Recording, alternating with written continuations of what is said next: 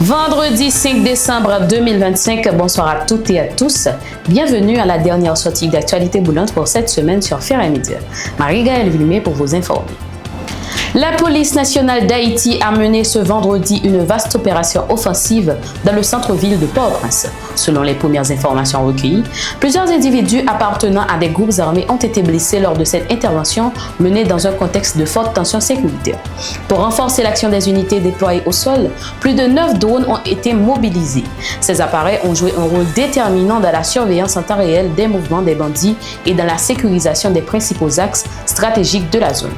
Grâce à cet appui technologique, les forces de l'ordre ont pu limiter les capacités de nuisance des groupes armés qui continuent d'instaurer la terreur dans la capitale.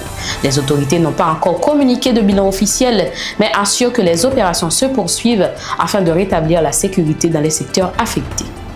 La direction de l'immigration et de l'émigration a officiellement lancé I-4, la nouvelle carte numérique d'embarquement et de débarquement. Développée en collaboration avec l'Institut haïtien de statistique et d'information, cette plateforme en ligne remplace désormais le formulaire papier traditionnel. Les voyageurs pourront remplir leurs fiches d'entrée ou de sortie jusqu'à 72 heures avant leur départ, une avancée présentée comme une véritable révolution de la modernisation des services migratoires en Haïti.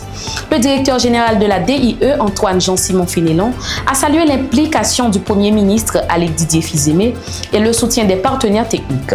Au-delà de la simplification des procédures, I-4 permettra une meilleure gestion des flux migratoires grâce à une base de données centralisée, des statistiques plus fiables et un partage sécurisé des informations entre institutions. Autre point de l'actualité, l'école hôtelière d'Haïti inaugure un bar pédagogique en partenariat avec le Rhum Bar Bancourt. Hier jeudi, l'établissement a ouvert un espace entièrement équipé pour offrir aux étudiants une formation pratique conforme aux normes internationales de l'hôtellerie et de la restauration. Selon un communiqué de la société Rhum Bar Bancourt, ce bar pédagogique permettra à plus de 150 étudiants de développer leurs compétences techniques dans un environnement professionnel, renforçant ainsi leur préparation à intégrer le secteur hôtelier et de la restauration.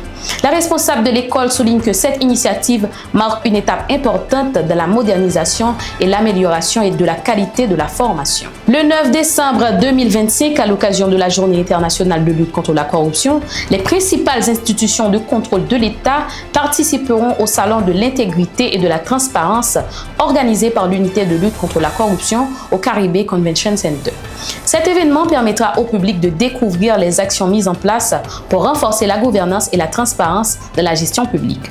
Les stands et initiatives des institutions seront ouverts dès 9 h du matin, offrant aux visiteurs un aperçu concret des efforts en matière d'intégrité et de lutte contre la corruption.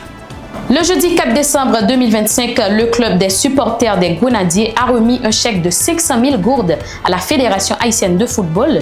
Cette contribution vise à renforcer les préparatifs de la sélection nationale masculine senior en vue du tirage au sort de la Coupe du Monde FIFA 2026. Lors de la cérémonie de remise, les représentants du club ont souligné l'importance de soutenir les Grenadiers non seulement sur le terrain, mais aussi dans les coulisses afin de garantir une préparation optimale.